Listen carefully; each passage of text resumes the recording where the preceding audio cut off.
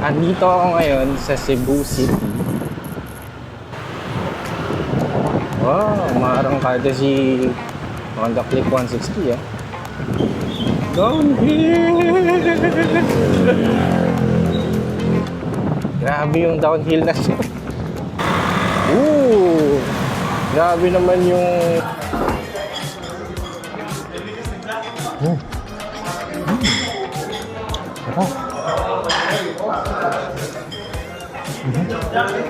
Sobrang sarap ng lechon. Tapos spicy pa. Tapos ang sarap pa nung sauce nila, yung sausawan nila. First time ko actually makagamit ng Honda Click 160. And pagtanungan tayo ng comfort, ADV ako.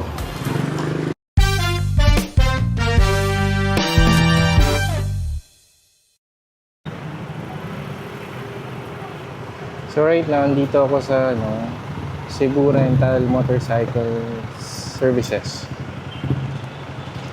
And gamit ko ang ADV Click 160. Ano ba? Oh, Click 160 ito. So tara, tayo gugora.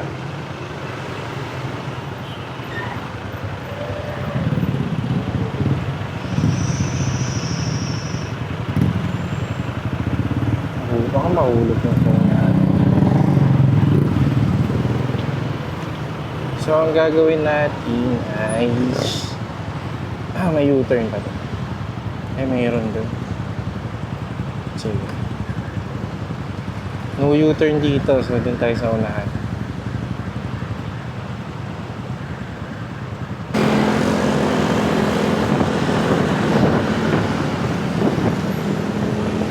No U-turn dito. Ayaw nyo pa rin? Sige. Dito na lang ako sa unahan.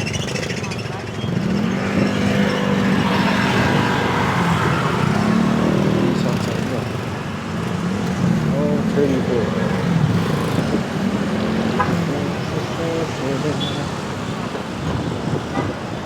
Medyo kinakabahan ako dito sa phone holder natin.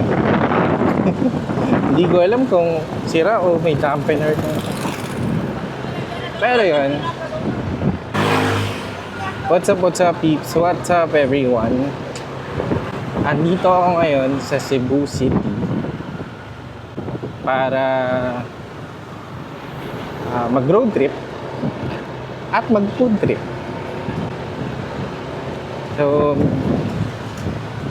nag-rent ako ng motorcycle dito. At ang dala natin ngayon ay isang Honda Click 160. So, dapat ang gusto ko talagang rentahan is yung mga CRF models. Kasi feeling ko ang sarap gamitin nandito. Kaya lang hindi available dun sa motorcycle rental shop. So, ang available lang puro Honda Click. May 125 and 160. So, syempre, dahil meron tayong ADV 160 at pareho lang naman sila ng makina, edi Honda Click 160 na tayo. So, and here we are.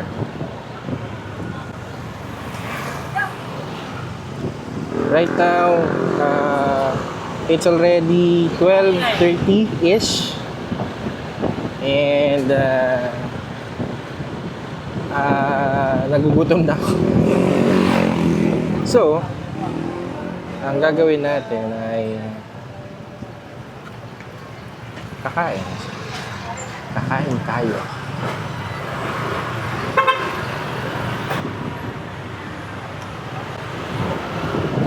Wow, umarangkada si Honda Click 160 ah. So right now, binababay natin yung Lahug Guadalupe Road. Tapos, we're heading to CNT Lechon. Kasi, nagtanong ako dun sa, nagtanong ako dun kay ate, dun pinagrentahan natin ng motor. Tanong ako kung saan pwedeng kumain dito sa Cebu na merong mga signature ng Cebu. So, downhill! Grabe yung downhill na siya. Yan. Buti bago yung gulong nito. So, nagtanong ako kung saan pwedeng kumain. Marami silang binigay na list. Pero mukhang ito yung trip ko ngayon. Itong CNT Lechon. So, tayo natin puntahan. Doon tayo mag-lunch. I'm planning to go back to TCH. Pwede to. Palag-palag tong Honda Click na to. Sa TCH for sure. And also, gusto kong bumalik din sa CC Lex. Kasi pwede naman ang lower CC doon. So sa mga hindi nakakaalam, if I'm not mistaken, ang CC Lex na ngayon ang pinakamahabang bridge dito sa Pilipinas. It used to be the San Juanico Bridge. Pero dahil meron ng bagong bridge dito sa Cebu, which is yung CC Lex, siya na yung nagpamay-ari ng title na yun. Pansin ko yung mga kalsada dito sa Cebu, siguro mga Eskinita to or what not, pero parang masikip, no? Makipot lang yung mga daanan. And meron ding mga one-way street. So you have to be careful. Hindi lang sa pagtingin ng maps, kung hindi pagtingin din sa mga signages. Kasi minsan, syempre, hindi naman alam ng map yung one-way na in-implement. Minsan, most of the time alam niya, pero not all the time. Ang hinihiling ko lang today or tonight is sana huwag umulan. Well, ako okay lang sa akin. Pero hindi okay yun sa DJI Mic Mini kasi hindi siya waterproof. We're using DJI Mic Mini and Action 5 Pro. Si Action 5 is waterproof. Pero si mic natin is hindi. So, hindi tayo makakabiyahe ng matinunan. So, malapit na tayo. Kakanan lang ako dito sa may kanto. Ay, ito na yata. Ooh! Grabe naman yung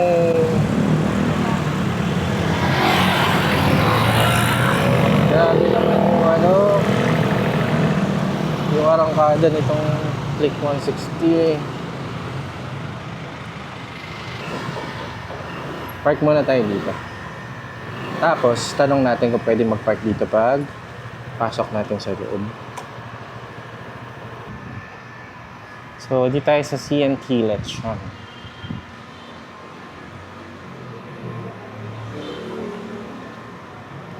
Ma'am, pwede dito? Ma'am, may tanong ako. Yung may dala akong motor, pwede ba yung park sa gilid? Okay lang. So, dito tayo sa kabila. Kasi daanan to. Yan, dito tayo. At ito ang kanilang menu. Siyempre, lechon. Lechon orderin natin. Saan ang lechon? Ito. Meron bang solo? Solo na lechon? Naku, nakakaakit to. Sinigang na lechon.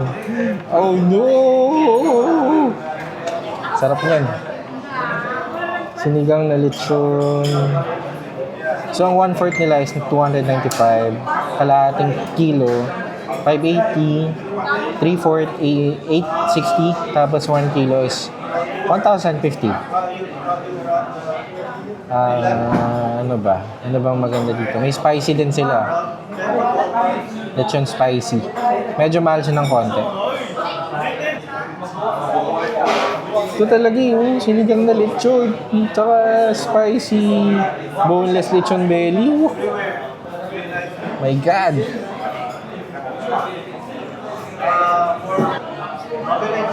Ma'am, itong ano, boneless lechon belly. Boneless lechon belly, sir. Only available, sir, Ito lang.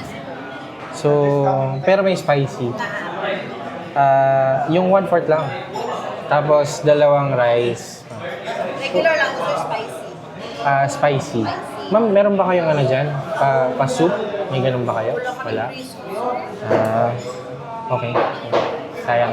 Ngayon na lang. Drink, sir. Ano ba drinks niyo? Anong drinks niyo? Coke products kami, sir. Coke? Sige, Coke. Zero. Meron ba zero? Yun na lang. Yun lang, madam. Ayun lang. Thank you. Kailan mo ka po?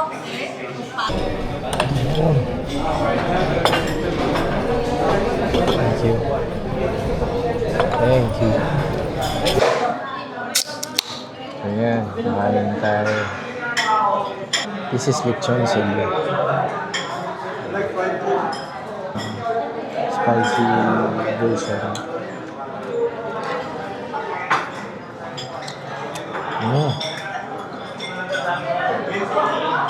Kumain na siyang buto-buto. Pero masarap. Ang sarap din ang sausawan. Parang kasya na sa akin yung isang race eh. Kakautingin nata ako.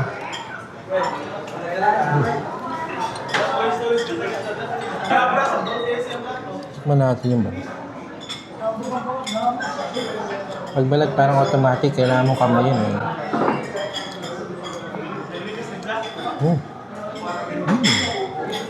Sarap.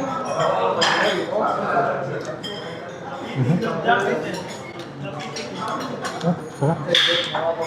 Sarap yung balat. Hindi siya makunat, crispy.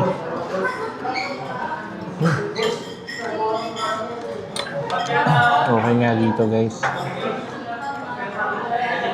So kung mapadpad kayo sa Cebu, pwede kayo kumain dito sa CNT Lechon. I think hindi lang naman isa to, maraming branches pa. So siguro kung anong pinakamalapit sa inyo at that moment na kung nasa kayo.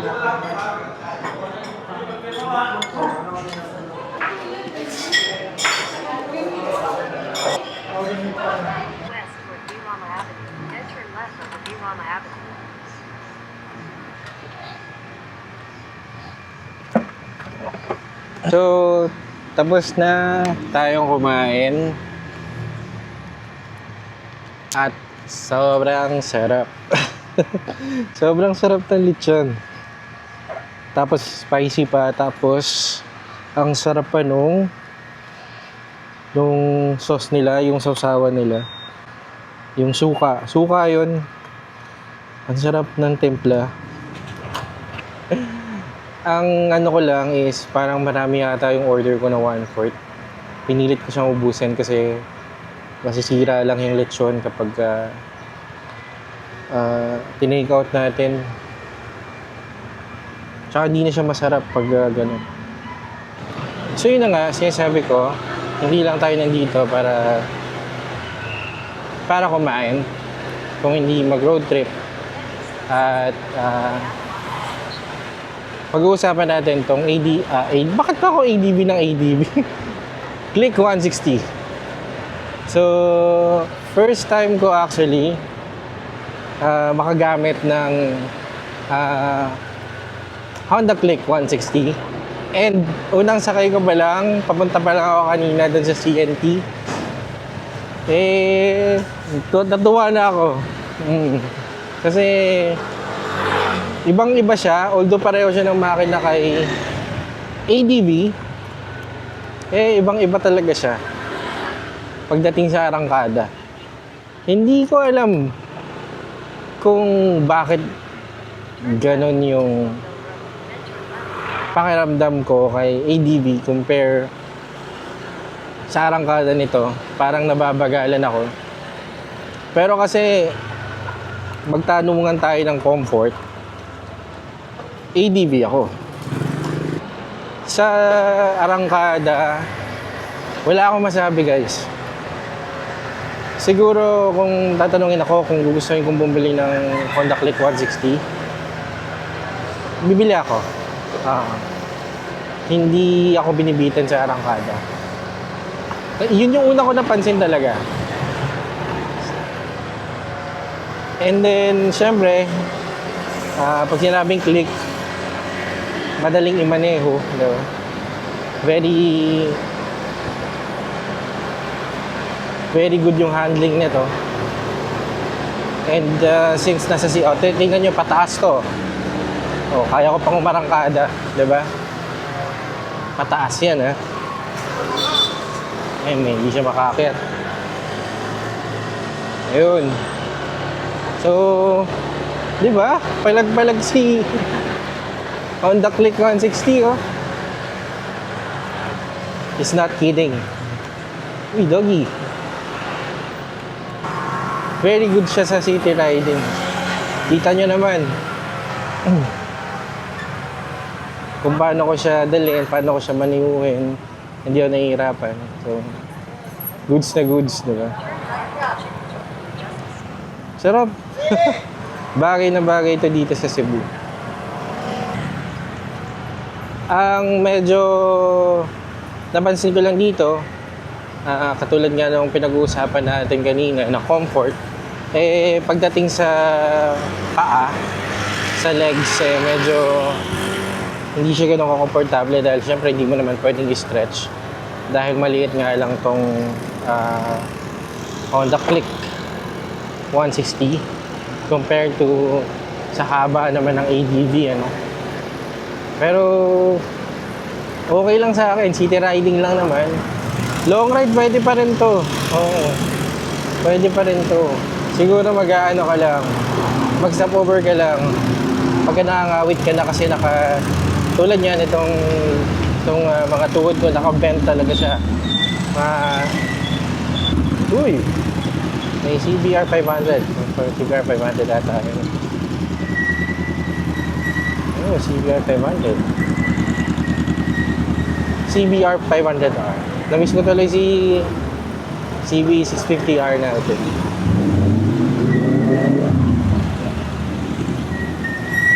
Sarap dalhin niya, no? Sports bike. Easy. Easy singit.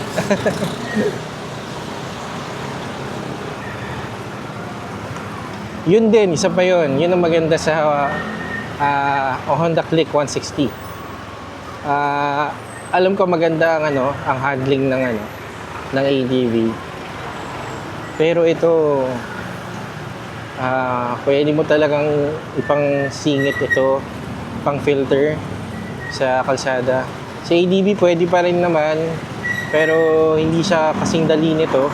Kasi ito medyo maliit lang talaga ito compared to ADV. So, feeling ko kung dito ka nakatira, tapos dito ka nagtatrabaho, city, goods na goods tong Honda Click 160.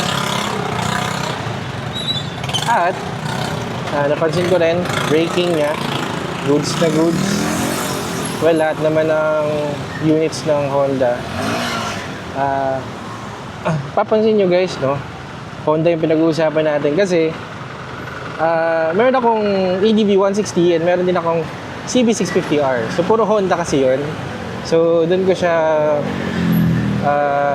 kino-compare kasi yun yung mga bikes, motor na meron akong experience. So, yun. Pero I was able to drive as well. Aerox naman. Ayun, I think yun, pwede ko siyang i-compare dun. pwede ko i-compare yung datingan nito sa Aerox. Yung torque niya, yung arangkada niya, naramdaman ko din yon sa Aerox. So, ayun. Dito rin sa Cebu. Nakapag-drive ako ng Aerox dito. And nadala ko din siya sa TCH. So, siguro, pag nadala natin to sa TCH, pwede kong i-compare kung ano yung riding experience ko dito compare sa Yamaha Aerox. Kasi match naman sila i-compare dahil ano ba, 155 si Aerox, right? I think yung na-drive ko nung time na yon was version 1 or 2. Hindi ko talaga sigurado pero same naman sila na 155. So okay lang. Pwede natin sila i-compare. See? Easy lang. Oh, arangkada. Ikaw nga ang kakabahan kasi pag umarangkada ka, tapos biglang tumigil yung ano, or nag-brake, yung nasa harap mo, mapapabrake ka talaga bigla. So far, as you see, ganda na experience natin sa Honda Click. 160. Oh, see? Panis! Woo!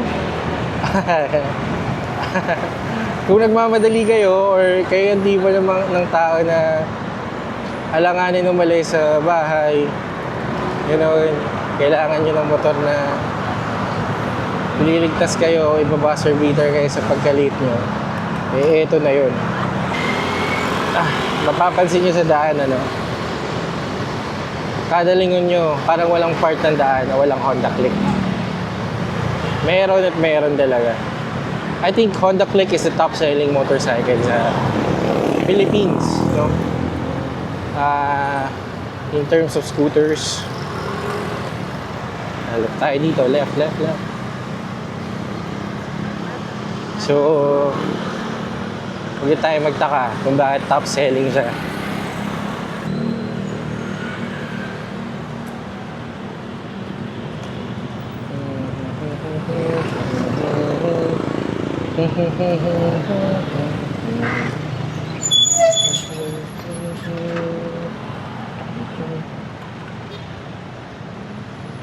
Welcome to IT Park.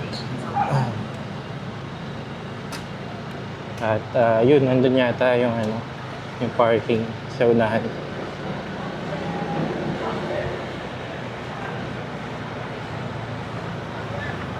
So saan ang daan yan?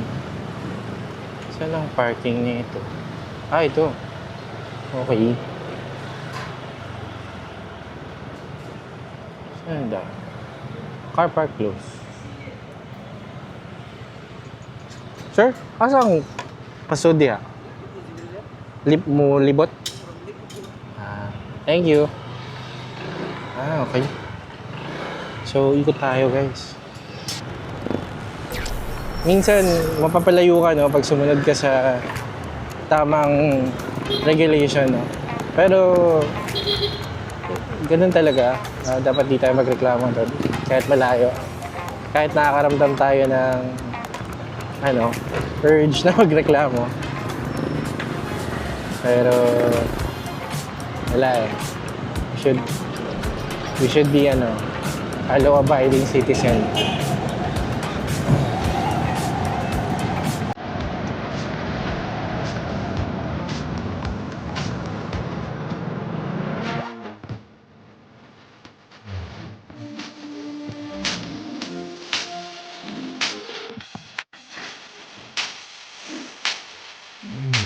.com